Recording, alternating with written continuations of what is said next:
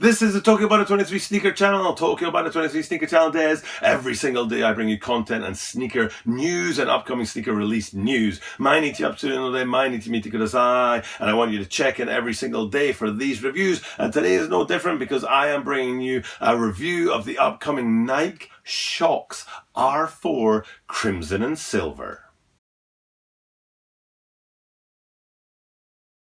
As I said in the introduction, today I'm bringing you a review of the Nike Shox R4 Crimson and Silver, but it's actually silver and crimson when I think about it. And it's a sneaker I don't know much about. I mentioned earlier, actually I think it was yesterday's video, I mentioned about how the whole Shox technology passed me by in the early 2000s or the late 90s when it first came out. But they're having a bit of a sort of refresh or a revisit of that technology. And this sneaker, when I was scrolling through sneakers to review, it just popped out of the page at me, and what really popped out was I was like, that's a triple white. That's what really caught my eye. And then the title said that it was silver and crimson. I'm like, how the heck can that be silver and crimson? It's a triple white sneaker. If you look at the screenshot here, it looks like a triple white sneaker, but I was wrong. And getting into it and looking into it in detail, I could see that there were actually parts of it that are silver and crimson, and of course white as well. And we'll get into that today and we'll have a look at that. Quick word about tomorrow. I'm bringing you another Foamposite.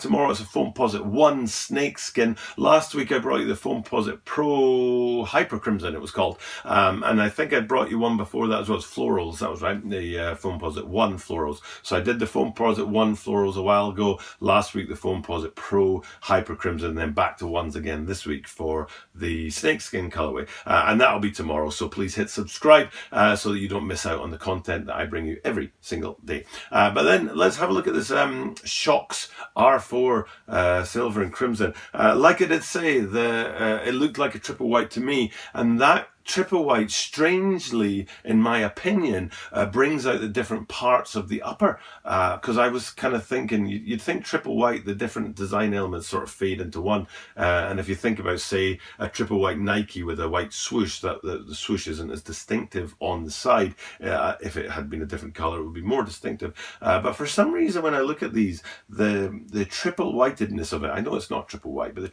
the similar colors, shall we say, of it is actually what brings out the design, which is really a strange effect for me. So if you look at the toe box, for example, that dotted toe box there with the little holes through the what's it called, overlay, which the white toe box and white overlay on there, they kind of stand out, kind of surprisingly they stand out there.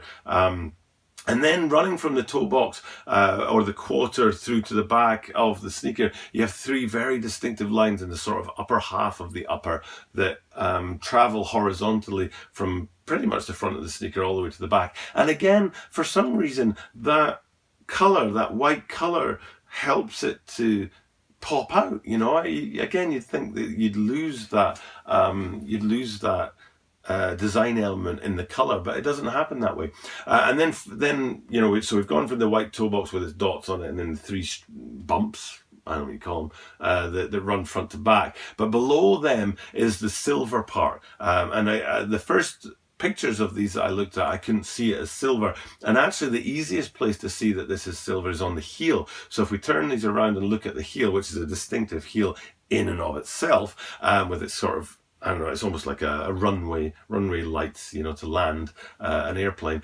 You can actually see the silver middle upper wrapping around to the back of the heel, and then it's very distinctive and very easy to see where the white and the silver are actually separated, where it's not so easy to see that in other parts and other photographs of this sneaker. So looking at that white sort of upper and the silver lower upper, and then near the midfoot, and you've got that sort of chunky design in there as well, another element of the design that stands out even though the colors sort of fade into each other. And then you've got a silver swoosh on the side. Again, it's very difficult to see if it's silver or white, but it is silver, and even though it is housed on a silver background, it still manages to pop, which is quite incredible. That it does. The colors of the sneaker don't detract from the design elements of it. I really did. You would think in what is primarily a triple white that the colours would get in the way of the lack of colours would get in the way of the design elements popping, but that isn't really what happens. And we've covered the silver elements of it, that lower upper with that silver bit there and the silver swoosh inside,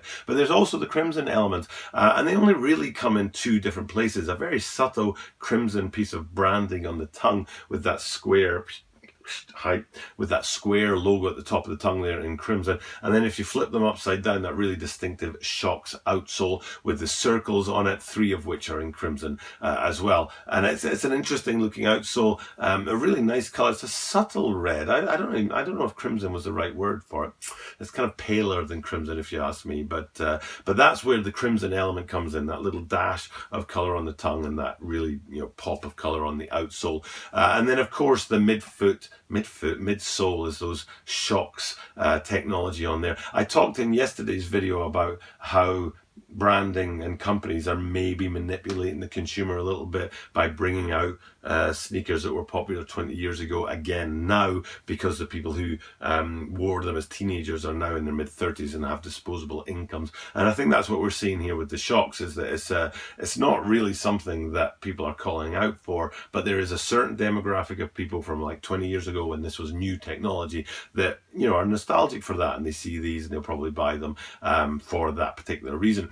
I had no interest in reviewing Shox sneaker at all. It was just that these guys really popped out to me as triple whites, and then when I dug into them, that silver and crimson that was kind of discreet in there really appealed to me. So that really is my look at this this sneaker and the what's it called now, the Nike Shox R4 crimson and silver and crimson, and it's a short review for you today. I did say a couple of days ago that I'm trying to shorten up the reviews a little bit, and hopefully people out there appreciate that. If you do, hit me up with a comment down below, and definitely hit that subscribe button, help the channel grow. But for now, it's time for me to sign off. I will be back again tomorrow with that Nike Air Foamposite 1 snakeskin, and I hope to see you guys then. For now, it's time to sign off and say thanks for checking in, and I will definitely see you tomorrow.